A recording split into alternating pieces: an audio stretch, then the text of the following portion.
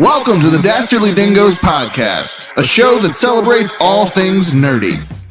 You'll get an insider's look into the world of comic books, graphic novels, TV and film, gaming and pop culture, as well as the technologies that drive all of it. Now, are you ready to get nerdy? Welcome to the Dastardly Dingoes podcast, the show about, wait for it, all things nerdy. We discuss nerd news, movies, TV shows, games, comics, and, of course, so much more. I'm Brian. Nobody can hear you. I'm unmuting everyone but Chad. I'm Brian. We'll try it again. Hi, Brian. Hi, Eric. Hi, Brian. Thank you. Thank you so much. How you doing, buddy? And brace yourselves, folks, because it's going to be one of those episodes we're about to get nerdy. Welcome to the show, everybody. It's been a lovely week of television and movies. Well, unless you saw Morbius, which my condolences. But before we get into that, I just want to say a huge thank you to the Rising Tide Broadcast Network. It is a beautiful community to be a part of with wonderful shows, such as shows about drinking, shows about comics, shows about pretty much anything that could tickle your fancy. And trust me when I say, I think I can speak on behalf of Brian K. Morris. We love tickling your fancy. So welcome to this show where we've already made you feel super, super uncomfortable. Now comes the part where we go around the room and tell you who we are and why you should pay attention to at least most of us, all of us but Chad. And we're gonna introduce our special guest again this week. Who could it be but the Eric Hawkins? Me? Little old me? Yay. I'm Eric Hawkins. I'm the creator of the Zombieful World of Oz. I actually have my books on me this time. Usually they're somewhere Nice. else. And I have issue 4 coming out Friday at 9 a.m. on Kickstarter. Woo! Be there or be square. Fund me Awesome. in 10 minutes. Please, Eric, don't give me an ulcer for the whole month. Please, I beg Could you put a link into the comments section, please? So I that could people do can that. Follow you on your Kickstarter. I could do that. And I'll in the have to go meantime- find it again myself. All right. In the meantime, Damien, look at your beautiful face. You've changed your camera angle. I like it. I did. You can't see my extra chin. Mm. I'm Damian Waldron. I'm creator of Realmer X. I am also the purveyor of all things toy-like from O Toys. Woohoo! I'm on here. Otherwise, I'm just cool in the streets. All right. My name is Brian Rodman, and I'm an idiot. And I try to make comic books that people like, but I just don't know what I'm doing. You can find me at brianrodman.com and on my socials. And I am Chad Nuss, who, despite all my trash talk, can't seem to get more than 2 issues out in a decade of his own comic. I don't know what's wrong with me. I wish I could work harder, but I'm lazy. And there's absolutely no reason otherwise that my work could be behind. I also really love drawing diagrams, and they are my favorite thing to draw. I'm infatuated with circles, but if you want to take a break from circles and diagrams, you should go to thesilencecomics.com and unfortunately read the best science fiction indie comics that Brian Rodman has ever read. So there you go. I like how you did that. Yeah. It was your turnaround. See, I insulted you, but then I also gave you some props. You did. I This just is insulted you. I didn't say I know. anything See, nice it's about because you. I'm better than you, Chad. That's why. You are actually. And it's easy. It is very easy to easy. insult me. Feel free. Yeah, let's see who else wants to insult me. Donna Carlene, hello. She says less than an hour, gets comfy and lights a cigar. Ooh, Nice. very nice. Even I, an asthmatic, can appreciate that. At 6:25 p.m., she was in there folks. And Carl Witzman was right with her saying, hello, everyone. Ted Davies says, good evening, heroes. Everyone's saying hello to Ted, and Ted is saying hello to everyone. Hello, and of course, Ted. the fearless leader, BKM, is in the house. Hello. Good evening, lunatics. Oh, I love it. Luna, you have a fan base. Did you hear that? Where are you? She's hiding in the shadows, as she should. And yes, Carl agrees. That is wonderful. Brian says, I love this show. Which one's Clyde and which one's Jody? I'm Jody. This is Jody. And I'm not. Yeah, this I guess is Clyde. Sorry, Clyde. Oh, poor Clyde. Braxton Gaither says, "Yo, How dare what's you, up, my friend? Hello, sir." Yo. Donna says, "Hey, Brian." She says, "Hi, guys." Brian says, "Hello, Donna." There's so much love happening in the comments section. Ted Davies says, "We are at Lexington Comic-Con again." That is true. Everyone except Eric, unfortunately, was not there with us. Maybe next time. And Maybe. Braxton says, laugh out loud, damn roosting brain. I like that. Early. I like a little roosting brain. That sounds like code. I hope it is. Brian says, good Lord, you've broken Chad. I try to every day. And he says that was lightweight roosting. Indeed. Roosting like the best of us. So folks, here we are, caught up on the comments section, and the point of this episode, the purpose, is to discuss the latest Marvel TV show, which is Moon Knight. Now, Moon Knight. None of us here, these two, and myself, don't really, we pale in comparison to our knowledge that this guy has of this character. So not that he's like the librarian and caretaker of all things Moon Knight, but I mean, my goodness, I've learned enough about the character already that I didn't know before, and it all came from him. So Eric, I just want to ask you a couple questions really quick. Sure. As a huge Moon Knight fan, when did your love affair with Moon Knight begin? Early 80s? 85, probably 85 when I picked up my first Moon Knight comic. And you were what, like 55 then? 62. So, Okay, 85, yeah. I would have been 14, I guess. Oh, cool.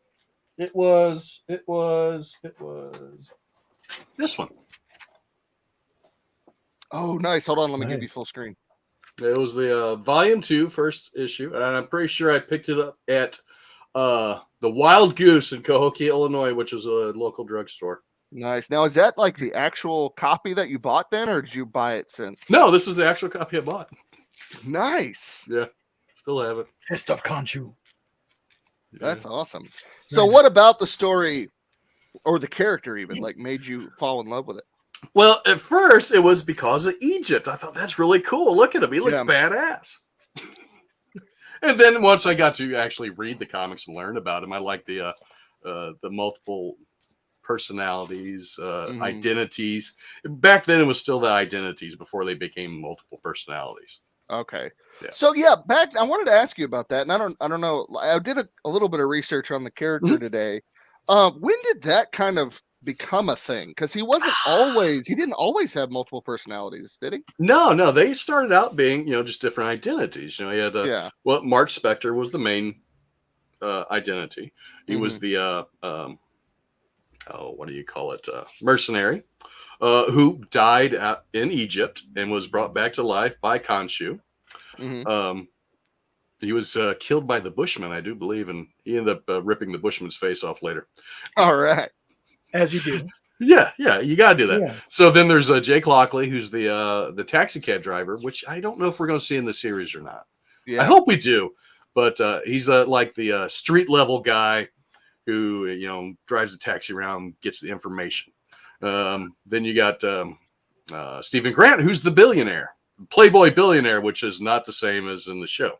Yeah, I was about to say, I read completely different. I read that today, and I was like, unless he's just like choosing somewhat of a impoverished lifestyle. Well, I think that's in the comic book series originally. I think that's how he like laundered his money as a mercenary into, make it look like it was legal. But on the show, I think it was mainly to disassociate him with Batman. Yeah, he didn't want the billionaire playboy Yeah, who dresses playboy. up in a cape and a mask and runs around at night. Right, and that makes sense. Or I mean, we don't know. He could be like He could be. maybe Mark is the rich one and he has put money aside, Mhm. and that's why it doesn't really matter. Like if he just takes over and Steven doesn't show up at his job for like 5 days or something. Yeah, I am not sure when it became the BID dissociative identity disorder. Yeah, that I had to be in the 2000s at some point. I think it was Okay.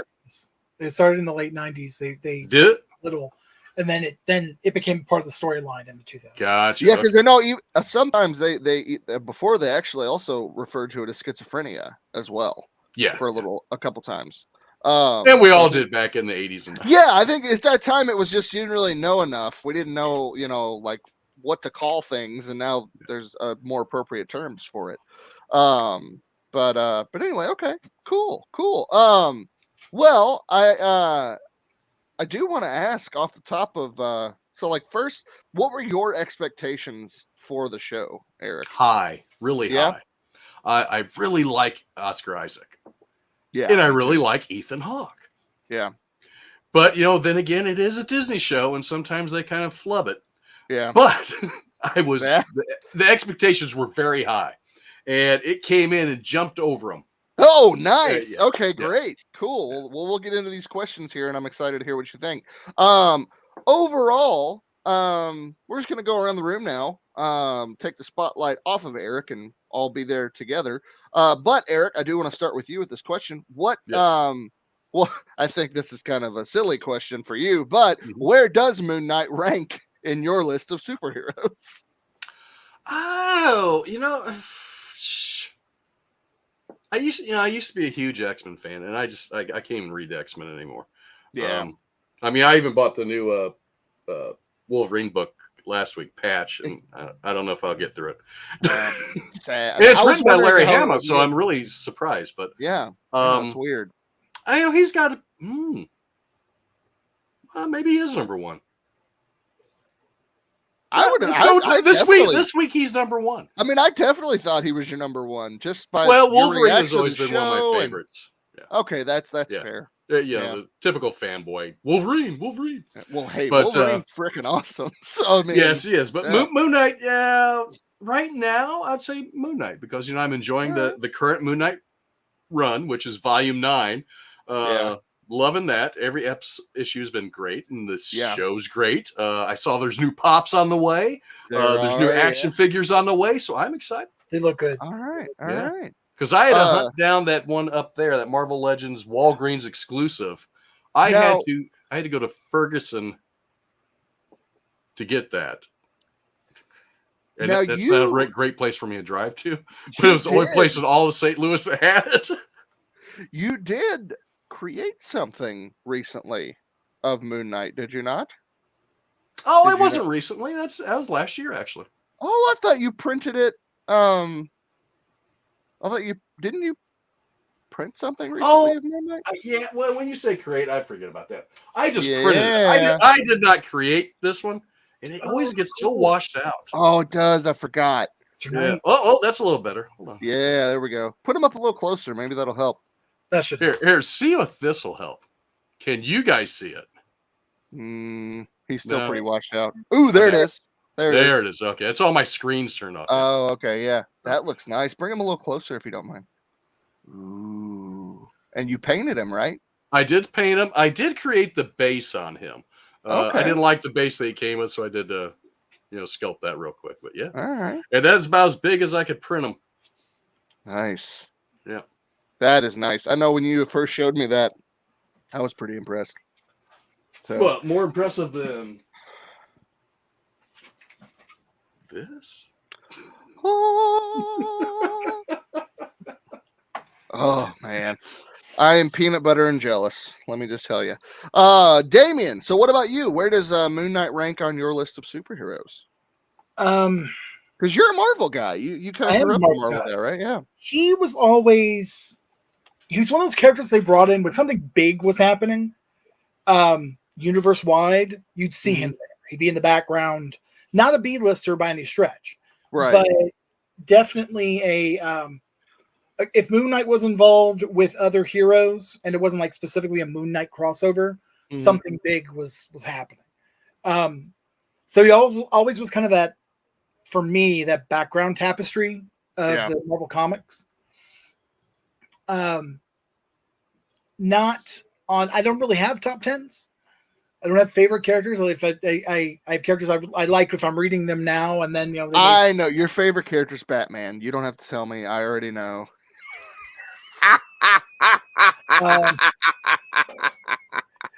Still goes to the movie anyway. I like him. I've always liked the premise. I liked when they had the Moon Knight revival in the 90s. Is when I really started like kind of reading the character and getting into the background and like who he was and who Khonshu was. And just recently they had a big Age of Khonshu crossover in the Avengers comics and or storyline, not crossover, pardon me. And he proved how formidable he can be. Like it was very, very good. I liked it. So he's always been important to the MCU as far as my understanding of the character. But until now, I didn't put him in the forefront. And now this MCU, the cinematic universe version, is just different enough. I'm like, ooh, neat. Like I'm enjoying it. Very cool. Very cool. Chad, what about you? Moon Knight, he's never really been on my real high up on my list. He's never really been on my radar. I don't, this is really honestly my first exposure to him. I mean, obviously I've seen his comics and stuff like that, but I don't know anything about him, and he wasn't really that intriguing to me. But with this show, has definitely changed my opinion. It was amazing first episode, and I look forward to seeing the rest of the season and how it goes. And I also love Oscar Isaac. He's an amazing actor, and I think he played him really well, and really drew me in. It was one of those when I watched it, I was like, man, this is where I feel like I've missed out because there's so many of these characters I've not really been exposed to or read. And this is one of those characters I think seems very interesting. So I'm very intrigued by this and by him. So he's not high on my list, but he's definitely gaining because I'm just learning about him now. So yeah, I'm kind of in the same boat that you are. When I was a kid, I read Werewolf by Night and like Tomb of Dracula, stuff like that. And Moon Knight kind of did Moon Knight. Well, I mean, his first appearance was in Werewolf by Night, right, Eric? Mm-hmm. Yeah. Yes, it was. Oh, and you have that issue, do you not? I have a reprint of it. I don't. Right, have right, yeah. So yeah, it came out in '75. Yeah, this came out just I guess a few months ago. The reprint. Yeah, it did. Yeah, I remember we talked about it on Comic Book Spectrum. I think I reviewed it. Yeah, it was cheesy, just like a '70s comic should be. Yeah, it's old from the '70s, and I mean, I loved Werewolf by Night because I loved Universal Monsters at the time, and the Wolfman was my favorite. And my dad was like, "Well, hey, here, check this out," and it's hilarious to me. I didn't realize it then, but now the main character's name was Jack Russell, and well, Jack Russell Terrier. Wolfman, come on, that's hilarious. Did you never put that two and two together? Nope. Yeah, I noticed that. I was like, really? Well then, that's silly. Right. But anyway, so I was familiar with Moon Knight from Werewolf by Night, and just in passing as well. I didn't know a whole lot about him until the last couple of years, just being on Comic Book Spectrum. Eric, you talking about him, and I picked up when we all picked up the return of Moon Knight to comics. I guess it's volume 9. I really dug the first few issues. I haven't got to finish. I'm not up to speed on the series yet, but I've got them. And I really like it a lot. And I went on Comixology. I ended up buying the volume 1, I guess, whenever he returned in the 90s, I guess it was. Was that the one that you sent Clyde in the group, Eric? No, I believe I told him Lunatic. That would be volume 8, issues 1 through 5 by Jeff Lemire. Okay. That's cool. When I started reading him again, was then. Okay, gotcha. Which was, I guess, 2016? Yeah, something like that. So I'll go ahead and ask the question then. Where would you, if you've like people like me and Chad, like if you watch the show, you love the character, and you want to read the comics, where should you start? I would pick up Lunatic. Yeah. The trade paperback of issues 1 through 5, because that puts him in a mental hospital. Mm-hmm. And, he's trying to realize that there is no Moon Knight. There is a Moon Knight. But I won't spoil it, but yeah. Yeah. Okay. So, I mean, he dreams all the time. Well, doesn't dream. He drifts in and out of reality. Yeah. And the orderlies turn into mummies and stuff. Oh, that's fun. It's okay, pretty cool. wicked. It's pretty wicked. Okay. Yeah. All right, cool. So volume 8, issues 1 through 5. Yeah, they all have these really cool white covers. Oh, nice. Yeah, that's number 5. So, which volume Let me was see that. Volume 8, and it's issues 1 through 5 by Jeff Lemire. And it's let's see. It's on, I know it's on Amazon, and it's on I'm sure it's on Comixology. Yeah. Moon Knight. Well, it says volume 1, 2016 to 2017, but it's volume 1 of the volume 8 series. Okay. That's confusing. Is that the introduction of Mr. Knight as well? Yeah. No, he starts out in the same asylum. Okay, gotcha. Because then you learn about him because he's seeing a therapist, like he is in the current series. But this therapist, he sees as a different Egyptian god from time to time. See, yeah, the who one that might actually be a different Egyptian god, or maybe not. I won't say. Nice. It's the one that might be one from the series or the current show. Yeah, the one that I picked up is the introduction to Mr. Knight. Okay. So I missed out on that. That's when I wasn't buying Moon Knight there for a brief, from quite a few years, because I mean, he's on volume 9. He comes in, he comes out for a couple of years to cancel the book. Yeah, then comes out for a couple of years to cancel the book. Yeah, that's frustrating.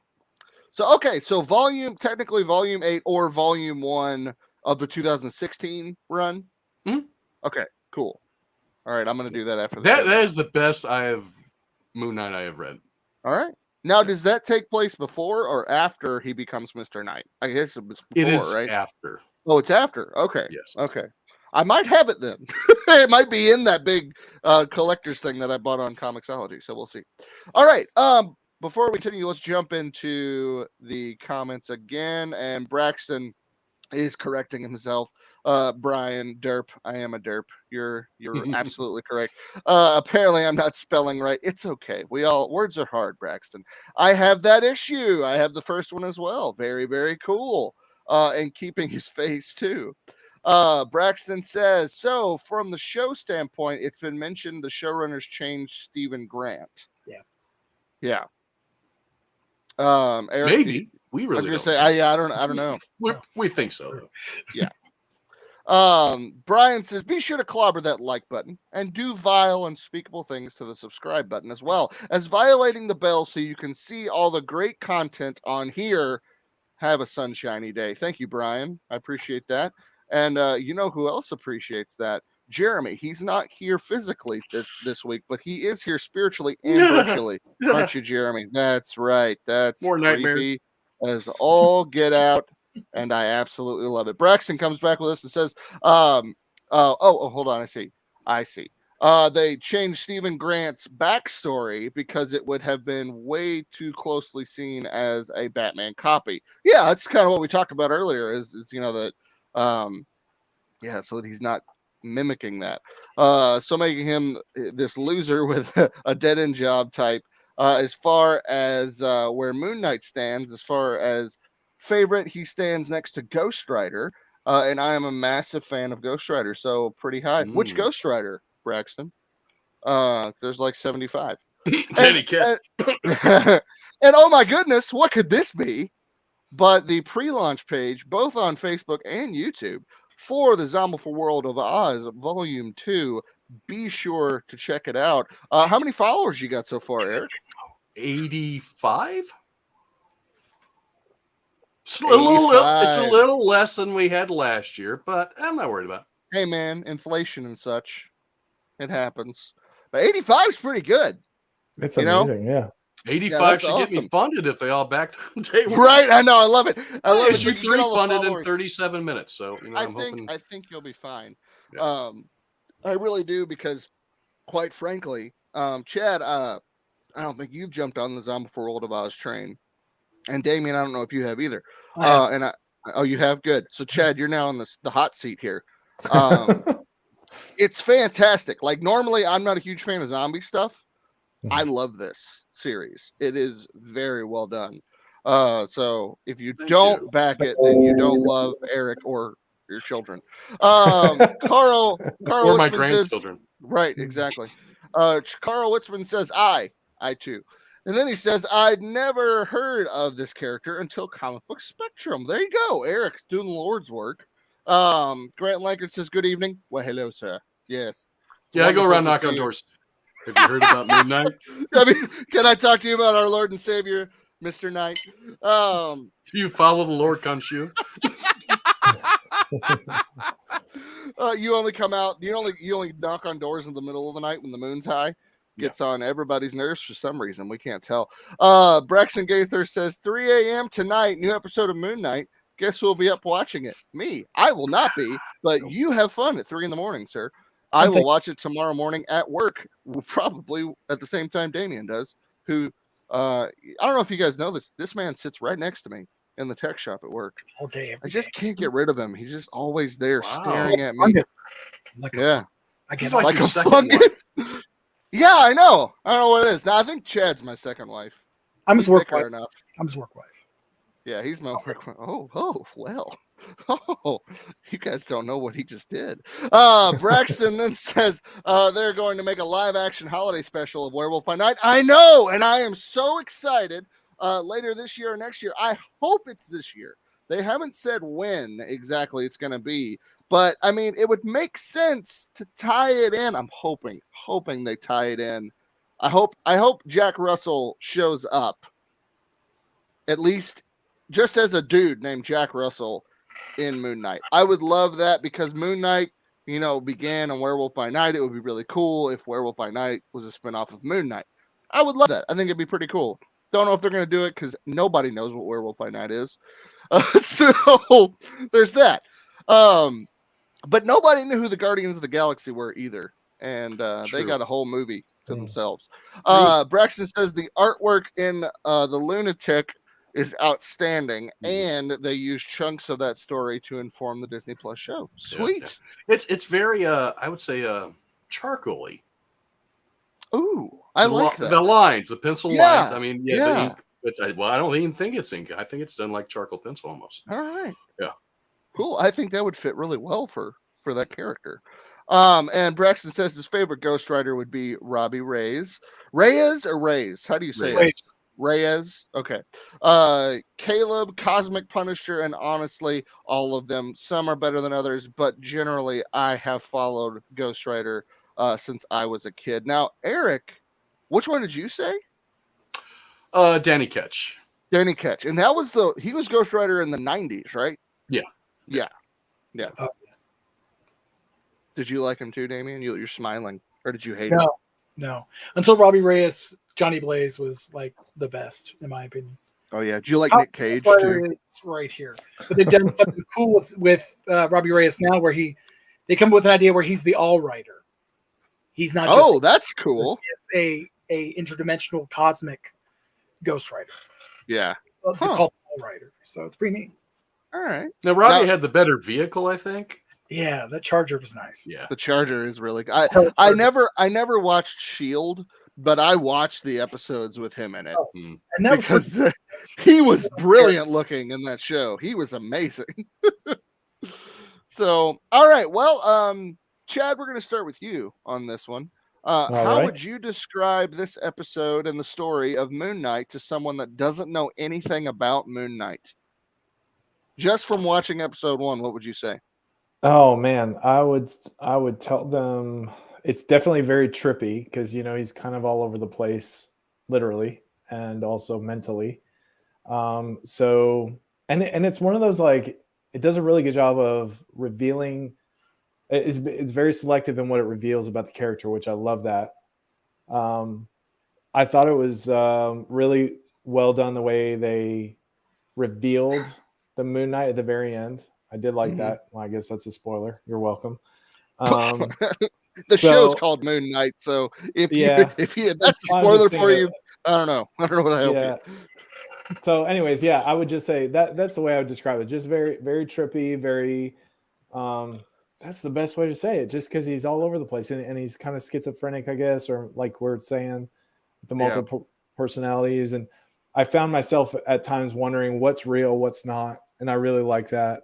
Was he really talking to, who he's talking to? Did he really show up at places that were real? What was a dream? What was not? I love that part about it. So I thought that was really cool. I like that too. I don't really have a whole lot to add to that. Damien, what about you? It's rare that I say this, but I wouldn't. I would say just watch it. Just I've been reading just Marvel going comics. blind.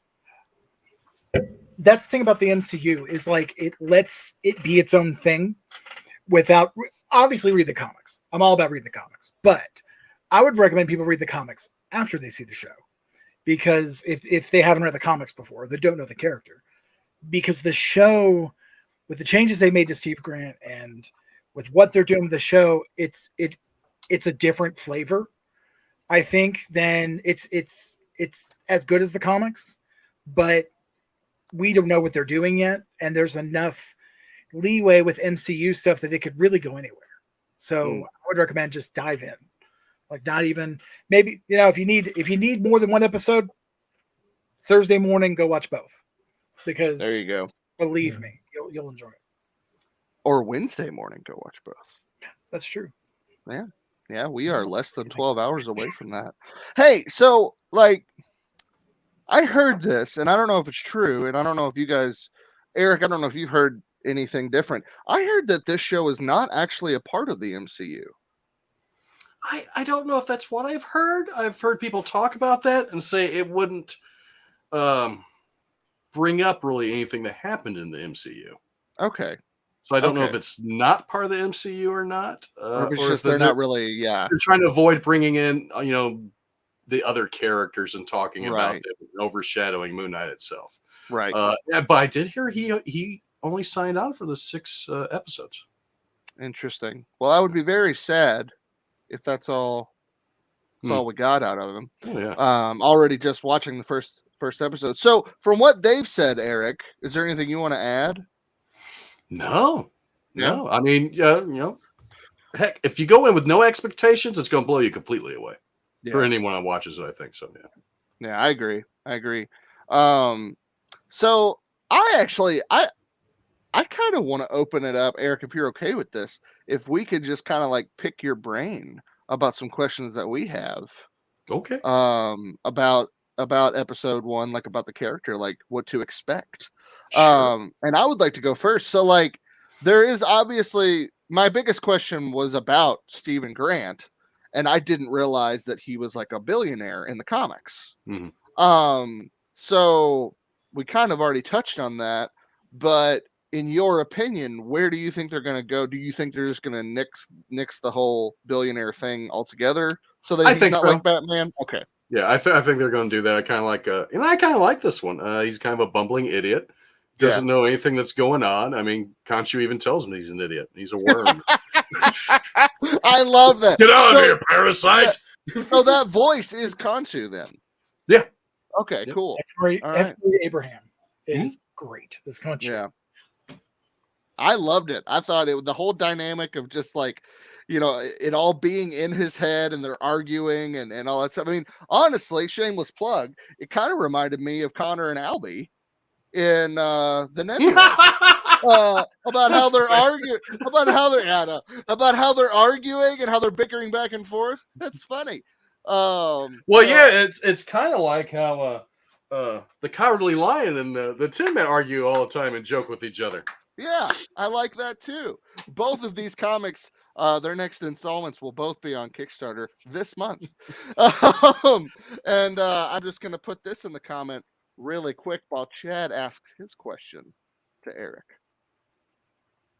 Well, I'm sure my questions will eventually get answered, but I'm very intrigued by the sand around the bed, and like, why is that there? Because I don't remember it ever really being answered in the show, and I'm still intrigued whether, like, the thing I just keep thinking about is who is real in that, because, like, when he was transported into a spot and they were shooting at him from the castle, and then he woke up like it wasn't real, but then it was like he had missed like 2 or 3 days, so it was like, was that real or was that not real? Like that was intriguing to me. And then the other thing, I think the person on the phone, I couldn't figure out who that was. I thought it was mother. Was it his mother or whoever he was talking kept to? Calling his mother, but Layla is the one that called him.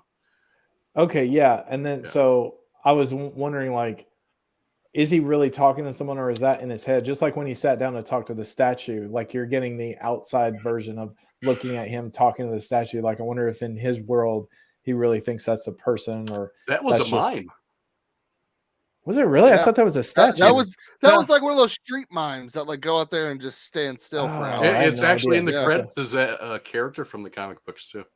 Oh, that's so funny. Okay, yeah, I totally missed that. So, yeah. Just there's, I don't really have a direct question to you because I think all of that will be answered. It's all part of the story. I totally, I'm just gonna wait and see what happens. Yeah, I think it will. The sand. I think he puts the sand there to see if he got up at night.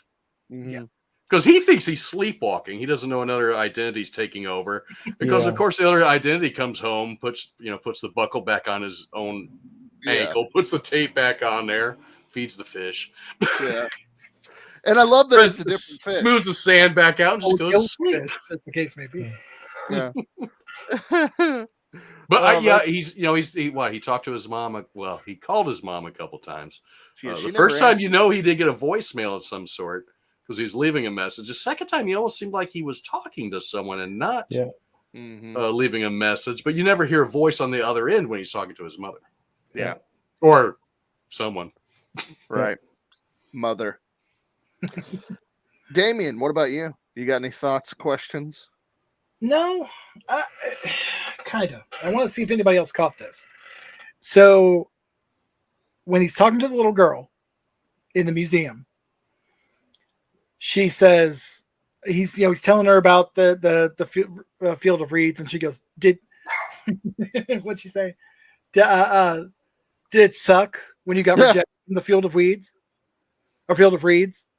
And he's like, that I'm not dead. That's silly. Why would you say that? And then she just walks away. Like, she drops the bomb.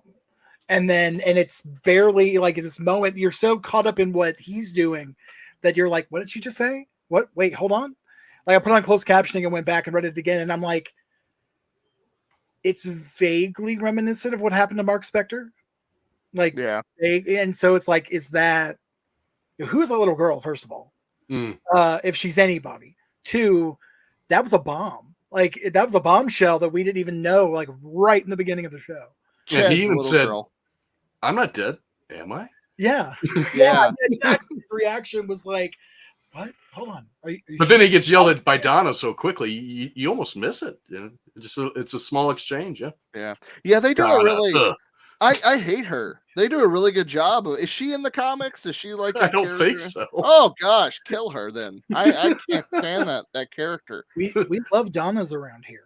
Don't say that. I mean, we love our Donna, but we don't like that Donna. That the jackal should have ate her. Yeah, exactly. I was looking for the jackal to eat somebody, which was amazing, by the way. And we'll get to that in just a second. We're going to talk about our favorite parts of the show before we begin to come to a close. And Braxton Gaither says Danny is great too. I have a sweet spot for Johnny Blaze, but Robbie kind of overshadowed him a lot.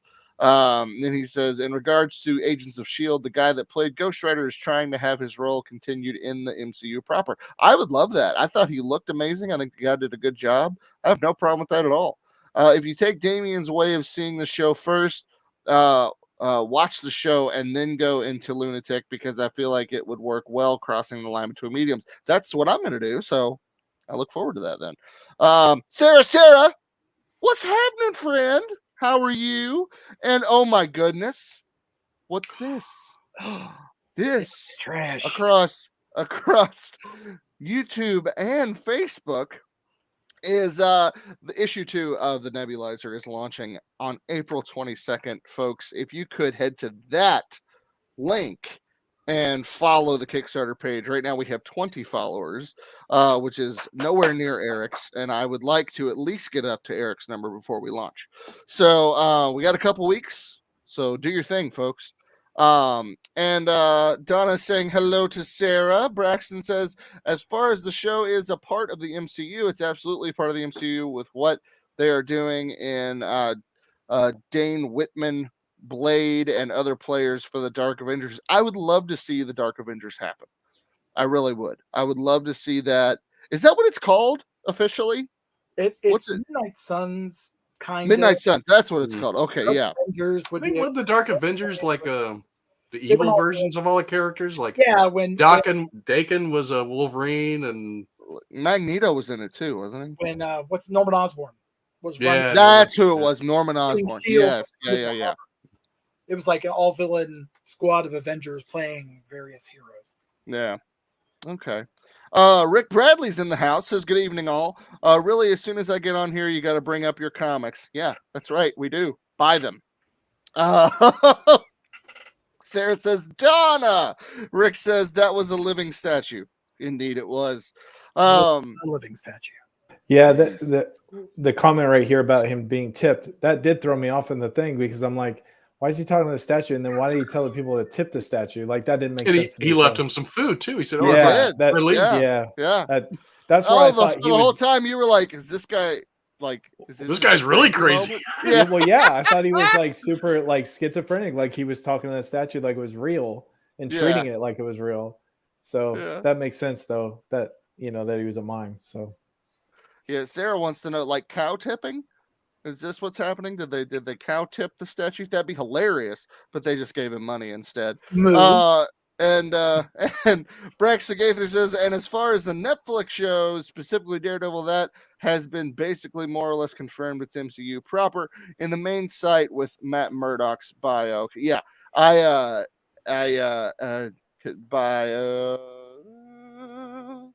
His bio states as much. I did. I mean, obviously, if spoiler alert at this point, if you haven't seen it, sorry. No Way Home is obviously in that. I know. So if and he's a great lawyer. Oh yeah, fantastic. He's so good. I mean, he also saves Peter from getting a brick to the face, so that's nice. I loved that cameo. I'm so glad that he's in the MCU. I'm excited. And Charlie Cox is great. Oh, Charlie Cox is Charlie. Look, I like the Ben Affleck Daredevil movie. I really do. Charlie Cox's Daredevil is on a whole nother level. So well done. Donna says, hello, Rick Bradley. And Braxton finished his statement and then says, I caught what she said. That's what she said. He has mentioned, am I right? Twice. And Donna Carlene says, no, Sarah, you only tip cows 2.5%. Carl Rissman, is mime tipping a thing now? I good grief, for my entertainment, for my selfish like TikTok viewing pleasure, I hope it becomes a thing. For everyone's safety, I hope it does not become a thing. But selfishly, I would love it. It'd be hilarious. And Donna says, thank you for clarifying that. So we'll start with you, Damien. What was your favorite part of the episode? The fight scene where he keeps blacking out and coming back. And blacking out and coming back, and more fight scene has happened, and more blood is on him. And all. No idea. It's the most in the character moment, I think, in the show, because you're living it with him. Yeah, like it blacks out. We're all like, "Huh?" And then he comes back in, and he's like, "Duh!" Like everything's changed. And like when the guy's coming at him with the gun, and he blacks out, and next thing you know, the guy's about to follow the trucks. Yeah, I'm like, what just happened? Yeah. It's so great to be able to be in a character like that so completely as you go through the episode. That's why I can't explain it. Like there's so many things in there to address that earlier question. That's why you almost need to tell somebody to go watch it. Like just go experience it. And if you don't like it, you're not going to like it. Like you'd be crazy, but hey, whatever. Eric, what about you? That comes in a close second. I think at the very end was my favorite part. But this vicious jackal's chasing Steven through the frickin' museum. He thinks it's a puppy at first or something. Yeah. And then, I won't ruin it. Yeah. I will say I do like the fact that that at one point in a fight scene, I'm going to be a little cryptic, but everyone knows in here what I'm talking about. When the villain is crawling away, he just drags him back in. I loved that. That was so great. That literal scenery chewing about 3 seconds before that moment. I was like, no, and then yeah, it was so great. What about you, Chad? 100% Oscar Isaac. I think he was amazing. I loved everything he did. He was so engaging and so believable. At first, with the English accent, threw me off, but I soon believed it and was with him on it. But I would have to say, if it was a scene, I would probably say the cupcake truck going down and lying around and him fighting and blacking out and coming back. I loved all that. So yeah, cool. So what was your least favorite part of the episode? We'll start with you, Eric. The waiter. I don't even remember the waiter. When he ordered the steak. Well, he ordered a steak. Oh, he's 2 days late for his date. And he just wants the best bit. So he's just going to give him a fillet. And then how do you want, cooked? Yeah, well done. Very good. Very good. He's going to give it to it. Well done, then. We'll give it to you well done. I'm like, what? Yeah. No one gives you a well done steak. I know. That made me mad. That waiter's almost on the same level as Donna now. Yeah, well done is not very good. That is not the same thing. Damien, what about you? Donna was your least favorite? I can't remember what else the actress has done. I know I've seen her in something else, but I believe she might be in Afterlife by what's his name? Hosted anyway, another British show called Afterlife. It's on Netflix. Ricky Gervais. But I wanted to smack her. I just wanted to reach through and just be like, stop being such a jerk. Like, stop it. I get it's your role, but she's too good at it. Like, you got to question, is she just feeling something and running with it? Or is she acting? Like, what is she doing? Or both, for that matter. I think, and this will change, hopefully. My least favorite part was the glass in the shoes. Not because it grossed me out or made me hurt, but because I was like, why? And they don't ever talk about it. But I feel like they will. So I feel like when they do, that will be revoked. Other than that, it was Donna. Truly, Donna was my least favorite part. But and after we get to Chad's answer, I do have one final question before we rate the episode. Chad, what about you?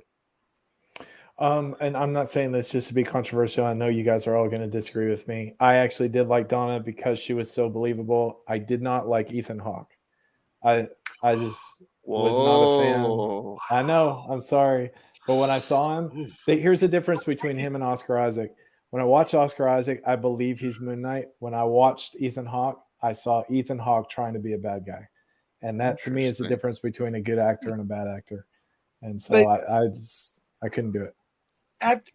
After a certain point, I think they're actors that they're well enough known as themselves that they can't completely get into a role. And 100%. I do kind of agree with you, because there were aspects of him where it was just like I couldn't suspend my disbelief enough to believe he was who he was trying to portray.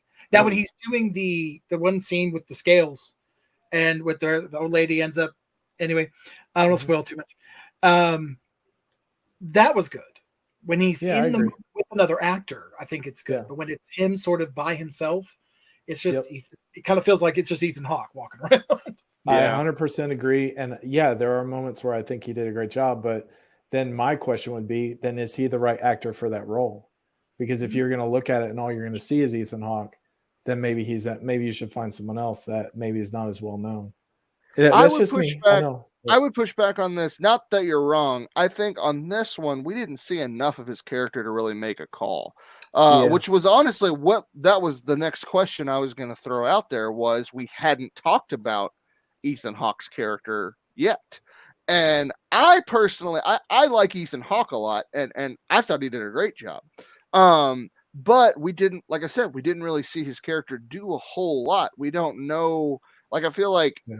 Like when you ask the question, like, does he portray the character well? Well, we probably just haven't gotten to that part yet. Like, you know, like where you get to a point where it's like, oh, okay, that's why he's the right guy for this role. I don't think he's the wrong guy for the role because I don't know who that character is. So that's why I was gonna. A lot of people do because I was gonna ask Eric one issue. Who is that? He's only like one issue, and he was like a Nazi scientist in the comics. So I think. Oh, okay. I don't know if this is going to be. It's definitely not going to be the same character. Okay. They're using that name. His name might change. I don't know. Okay, gotcha. And for me, Ethan Hawke, I thought he did a good job, but it's going to be embarrassing. I associate him more with romantic movies and like Before Sunrise. That's where I associate him with. Fair. So anything different than that, yeah. Don't tell anyone I saw that. All three. Have you seen the trilogy? The Before. I didn't know there was a third one. I've seen two. There's one where they meet young. There's one where they meet 10 years later, where they never met up. They're supposed to meet a year later. They never meet up. 10 years later, and then there's one 10 years after that, where they're married and have kids and all kinds of stuff. Oh, you just made Eric's night. Yeah. What? I gotta find this now. Eric's like, all right, guys. Yeah, I gotta get off the show. I gotta do this. Just hang with us for a few more minutes. No, I really, like I said, I really liked the character. He's mysterious, and knowing that clearly this is essentially a new character, or at least a completely revamped version of one. So I'm interested to see where his character goes, because the scale scene I really liked. I really liked like the tattoo coming to life. I thought the idea of his character, and I think like what I liked about his performance was clearly he believes that he is doing good. Like he's not a malevolent person intentionally. Or so it seems so far. I think he is a guy who really does believe like he is bringing heaven to earth by just bringing judgment to people now. I will say there was one line during that I don't believe he delivered that well. Okay. Which I hate to say that now, but when he said, "I'm trying to help you," it just did seem like didn't seem very genuine. It's like something should be emphasized there. That line just didn't come off well. Otherwise, I liked it. But that jumps out at me every time I watch it. I've watched it 4 times now. Nice. Do you think we expect him to be the villain? Like maybe and he's not putting off that vibe. Maybe that's why he doesn't seem like he's quite. Maybe the real villain is the person that he's like the disciple of. I mean, yeah, the real villain's going to be Victor Von Doom because that was his castle from everything I've seen on the internet. Oh, we need Doom. That would be insane if he showed up. That would be amazing. Oh my god, that would be amazing. Oh man, let's jump into the comments again right before we close up shop with a rating. Sarah says, I've gotten hooked on Luke Cage. It's a great show. I loved I loved season 1. At least the first half of season 1 was fantastic. The second half, when they got rid of Cottonmouth. Gosh, I always say the wrong villain when I think of him. Cottonmouth. Right. I'm glad. Well, I don't want to say anything. You haven't seen all of it yet. I loved the first half of the first season of Luke Cage. The second half of the first season was good too. And I watched a little bit of the second season. I just lost interest. I think it was more me than the show. But Braxton says, I found that scene slightly reminded me of the Daredevil second episode with the hallway scene when the sink slammed into the wall. Yeah, very, very similar. Braxton says, my least favorite part of the show was that it ended. Well, you get another one in a few hours. Sarah says, in Disney Plus, definitely not for kids. I've been hooked since the first episode, haven't seen Moon Knight, you should totally watch it. There's only one episode in, and the new episode comes out tomorrow. So this would be a perfect time to jump in. Braxton says, Brian, the glass in the shoes is to help show that Ethan Hawke's character, Arthur Harrow, is devout to his cause. In that scene, no one is in that room with him, thus he isn't showing off. I am devout to many causes, yet I will not step on glass. But I get what you're saying. Sarah says, I'm being summoned. Great to see you guys. Ginormous hazmat hugs to all. Thanks for stopping by, Sarah. You are awesome. And finally, guys, we're going to do the rating now. Chad, why don't you start us off? Out of 1 to 10, where does it land? I'm gonna have to say like 9.9. I mean, 10 would be an absolutely perfect show. Okay. But I've already seen this show twice, and I want to watch it again. Like even your hatred towards Ethan Hawke. That's a minor thing. I mean, like you said, I mean, there was parts of what he did was good, but overall the show is awesome. Yeah. All right. Damien, what about you? 9. Yeah. Say 9. No, okay. Look, I'll be honest. 8.5. Here's why. I feel like there's too much room for them to flub right now. Right now, before the second episode airs, 8.5. Only because we don't know where they're going, and I wanted more when it was over. Mm-hmm. So I guess they did their job well. I also weighed against the comics. So I say 8.5 only because it's different enough from the comics that it's newer, but it's also stuff we're going to have to get into. So that will change. That will change. But you're saying they could still J.J. Abrams it really good. Right. Yeah, I'm worried. Yeah. I'm worried. It's when things are too good is when you go, especially with a movie, it can be too good and you're in, you're out, you're done. But with a show, it can degrade. It can go, we don't know. So yeah. That will definitely change, I'm sure. Mm-hmm. I'm going to give it a 10 out of 10. I really loved the first episode. I was hooked from beginning to end. I really don't have any complaints. I thought it was from someone who knows really next to nothing about the character. I was absolutely invested from the get-go. Everybody that's in the show, I thought did a great job. They represented their characters well, and it left me craving more. So yeah, I got to give it a 10 out of 10. It was great. Eric, what about you? A solid 4. If it were a comic, you'd throw it. Right? No, this is the character I've been waiting for since the MCU began. So I never thought he would make it. So I give it a 10 out of 10. Yeah. That's awesome. Well, let's jump into some comments before we sign off here. Braxton says he is named in the show as Arthur Harrow, but I don't believe he is that character. Yeah. We'll see. I think it's definitely mysterious. Eric, there's a movie called Predestination where Ethan Hawke plays in it. I am not going to say more. Just watch it. It's great. I know what movie you're talking about, and it is. You should watch it, Eric. It's pretty awesome. Sarah says, like the show despite not understanding anything about the show. Everyone give it a like, please. And Carl Woodsman says, see you later, Sarah. Donna says, same here, Sarah, plus I shared. Ted says, any show that can turn my wife into a comic geek is a great show. Go Moon Knight. Absolutely. Well said. Rick says, when he crushed the glass in the shoes and walked in them, I said, and that's how my feet feel when my eczema acts up. Oh, sir. My condolences. Oh, that's awful. Brian K. Morris says the final episode will stink and Eric will fling his TV through his front window. Be sure to turn the camera on before you do that. I will do. I'll make sure I record that. Yes, please do. Carl, this was a good show, guys. Thank you so much, Carl. And thank you all for being here, showing up in the comments section. It was great interacting with everybody. This is a great show. Tomorrow morning at 3 a.m., if you're up and if you're willing, watch it. I will be watching it later in the day. But I can't wait to see more of this thing. And it's going to be great. And excuse me, I'm sure we will be talking about it again. But until then, thank you guys. Thank you, Eric, for showing up. And giving us, for giving us your infinite wisdom on the character. One final time, let's go around the room here and just say who you are and where we can find your work. Eric. Hey, I'm Eric Hawkins. I do a zombie book and a Oz book combined into one, and you can find me on Twitter. You can find me on Instagram. You can find me Facebook, social media. Just look me up. You'll find me. All right, Damien. I'm gonna do this. Just everybody watch. Get your phones out. Okay. Scan that.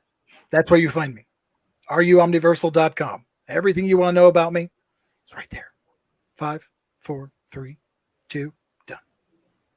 All right, Chadwick. I'm Jeremy Woodring, and I live in my basement, and I make videos, and yeah, I do videography stuff, and that's where you can find me. And I am Brian Rodman. You can find me at brianrodman.com, and all my shenaniganery is there, as well as head to bit.ly/mighthead, all capitals. The link is in the comments, and that will take you directly to my pre-launch page for the Nebulizer issue 2 coming out on Kickstarter April 22nd. So be sure to do that and get notified upon launch. Other than that, fellas, we did it.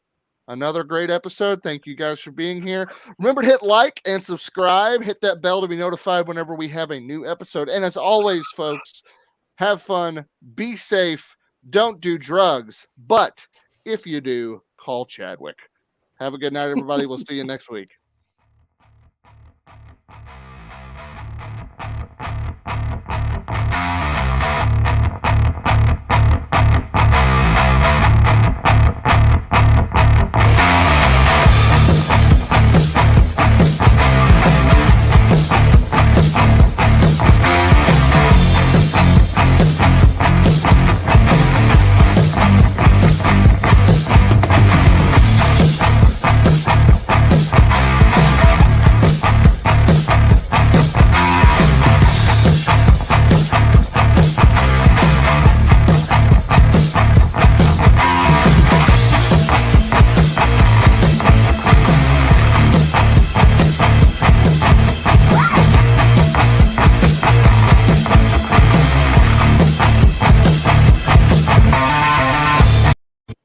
Go away, you worms!